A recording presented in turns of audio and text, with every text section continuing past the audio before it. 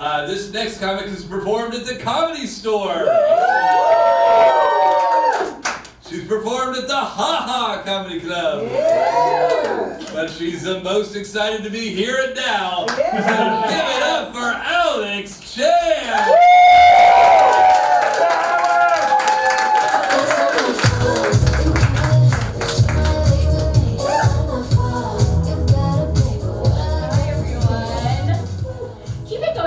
Very funny Lauren Goff. What's up, everyone? I'm so excited to be here with you all. I'm Alex Chan, and I work for a corporation. That's the short way of saying, I don't know what I do for a living. As a kid, I didn't say to myself, when I grow up, I want to be a member of an exciting, fast-paced work environment. But working for a corporation, it's very easy. All you have to do is look like you're busy.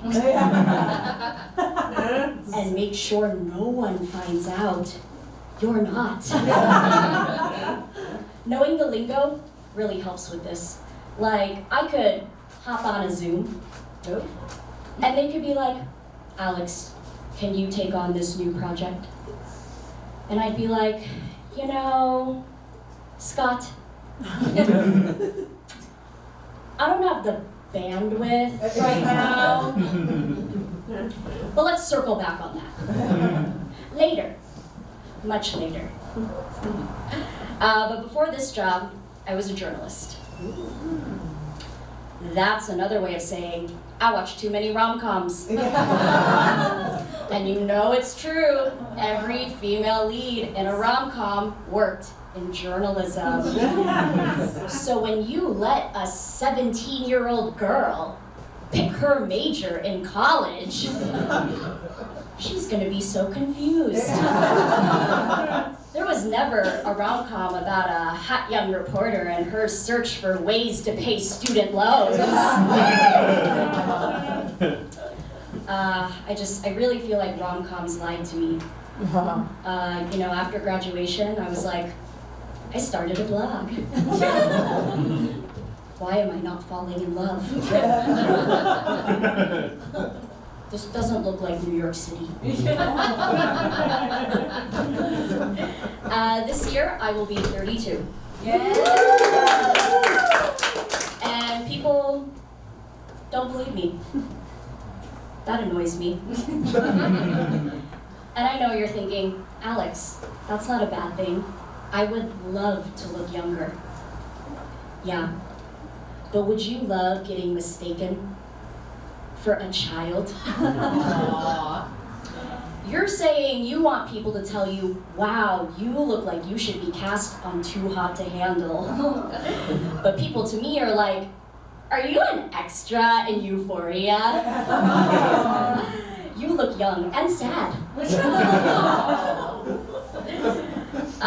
It's really fun telling Gen Z that I was born in the 1900s.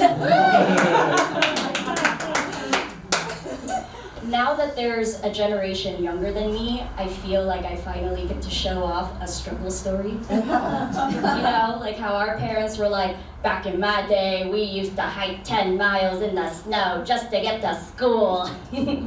Now I can be like, back in my day, we had to choose between being on the internet and talking on the phone. Hard times make strong people.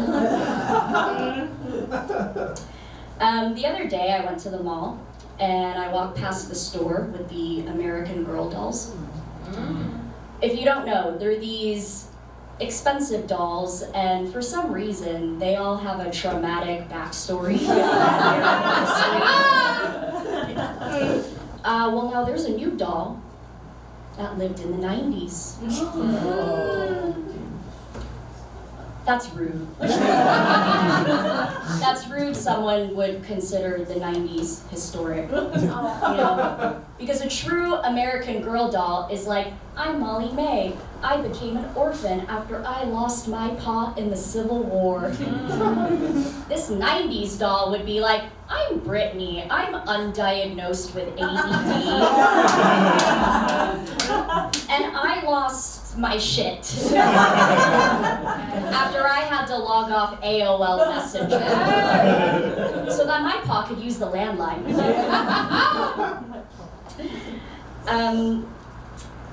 I think gender reveal parties are kind of weird. Yes. Yeah. Like, would you ever tell your kid one day that you had a party where the theme was their genitals? I've been to a lot of these parties, and I'm shocked there are so many ways to announce genitalia.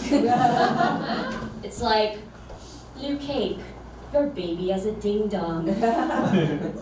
Pink confetti, your baby has a hoo-ha. There was one couple in SoCal that made a pyrotechnic device for blue smoke. Did you guys hear about this?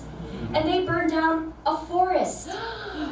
How are you gonna explain that to your kid? Will you be like, oh, these trees will never grow back, but thank God we learned you have a PP.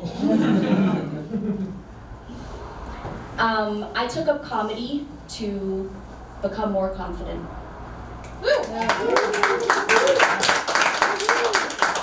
And it has made me way more self-conscious. I don't like telling people I'm a comedian. Because when I do, they're like, you are? Tell a joke right now. And I'm like, I'm not a wizard. I'm a woman with social anxiety. And I turn that into jokes. That's real magic. It's true. I'm way more self-conscious. Like, I'm worried my therapist doesn't think I'm funny. And I know that's not what she's there for, but I can't help it. Every Thursday at 4, I walk into her office and I'm like, coming to the stage, my childhood trauma. We're gonna give Dr. Janet a good show today, even though I'm the one paying to see her. I'm really annoyed we have an election this year. Yes. To me, the most annoying thing about election season is having to see all those political attack ads. You know, they're on every commercial break, and couldn't we use them to expose people who really deserve it? Like the men on dating apps. Think of the dating lives we would save with these ads. They'd be like, Jason from Hinge doesn't keep his promises. He says he doesn't ghost, but the red receipts from women say otherwise. Jason lied and added 2 inches to his height. Don't go out with Jason. This message was approved by me, Alex Chan. That's my time.